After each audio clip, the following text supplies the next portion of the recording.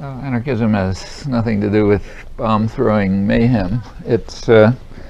Anarchism is a point of view which, first of all, it covers a lot of things. You know, political rhetoric is not the clearest, it's not a model of clarity, and anarchism has covered quite a lot of ground. But the mainstream of it has just been the basic principle, which I think comes straight out of classical liberalism and the Enlightenment, that any form of authority and domination has a burden of proof to bear. It has to demonstrate that it's legitimate. It doesn't matter what it is, whether it's inside a family or the global economy. If it is a form of authority and domination and coercion, it has to show that it's legitimate. If it can demonstrate it's legitimate, and it's a heavy burden to bear. If it shows that it's legitimate, okay. If not, it ought to be dismantled. That's anarchism. Okay. Now, what is considered legitimate authority? It's the task of those who have the authority to demonstrate that. So, for example, if I'm taking a walk with my granddaughter, and suppose I'm taking a walk with my granddaughter and she runs out into the street, okay, and I grab her and pull her back. Well, that's authority, and it's my task to demonstrate that it's legitimate. And I think in this case, if anybody challenged me, I could make an argument saying that's legitimate authority. But the burden of proof is always on those who exercise it. That's true if it's men and women, parents and children, owners and people they rent, the state and people who serve it, the IMF and people who follow its orders, wherever it is. So there's no general definition of what legitimate authority is. It's the task of those who exercise authority to demonstrate their legitimacy. They're the ones who have the burden of proof. And if they can't meet that burden by explaining why what they do is legitimate, then they have no right to exercise the authority. And whatever institution, any institution within which they exercise it is illegitimate unless they show otherwise. And the anarchists are just people who believe that and try to do something about it.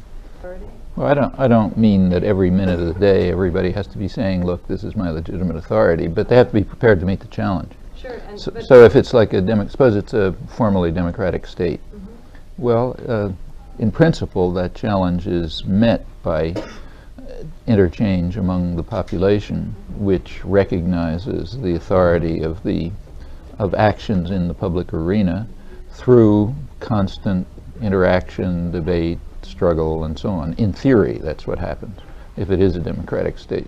To the extent that that doesn't happen, it's not a democratic state and it is illegitimate. When you move to other systems of authority, like, say, private corporations or fascist states or other forms of totalitarianism, there's no question of legitimacy because they have none. You know. Right. So, but it's the responsibility of the other people in that institution, whatever that institution might be, to question and to challenge. No, it's not their responsibility. It's their responsibility to meet the challenge. It's the responsibility of people to make the challenge. So it's the responsibility of, say, women to challenge a framework in which they are supposed to wash the dishes and put the children to sleep and that sort of thing. And it's the responsibility of men in a traditional patriarchic family to answer that challenge. I mean, it would be nice if the challenge could be raised by those in positions of authority, but that's pretty rare. I mean, usually when you're in a position of authority, you kind of internalize the values that say it's right and just. And the reason is because most people are sort of decent human beings, and it's very hard to look in the mirror and say, I'm a bastard. So usually what you do is look in the mirror and say, I'm a nice guy, and I do these things because it's right and just and legitimate. And that's pretty standard, you know. I mean, everybody knows that from their own experience. We don't have to go into it. That's what people are like. And therefore, the responsibility of raising the challenge is typically in the hands of those who recognize that they have a subordinate status. It's very hard to recognize that. I mean, people live, you know, for millennia, you know, without recognizing that they are being subordinated in systems of power. I mean, that's true of women, for example. Or slaves, you know. I mean, most slave societies were accepted by the slaves as legitimate and in fact necessary. And a large part, and the same is true of, for example, people who have jobs today in our society. Almost without exception, they consider it legitimate for them to be in a position where they have to rent themselves in order to survive. It's certainly not obvious, you know. And in fact, if you go back a century ago, it was not only considered not obvious, it was considered outlandish by American working people.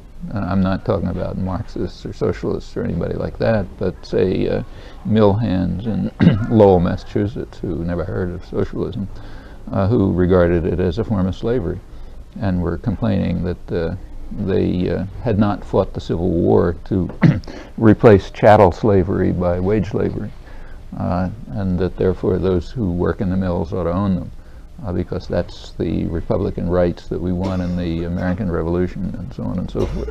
So, you know, it's not obvious, but by now I think enough indoctrination and propaganda and so on has taken place, so people do regard that form of subordination to external authority as legitimate. Whether they should is another question, but the fact is they do, just as for most of history women have accepted a subordinate role as correct and proper and so on, and slaves did, and people living in, say, feudal societies. In a feudal society, people had a place, you know, some kind of role.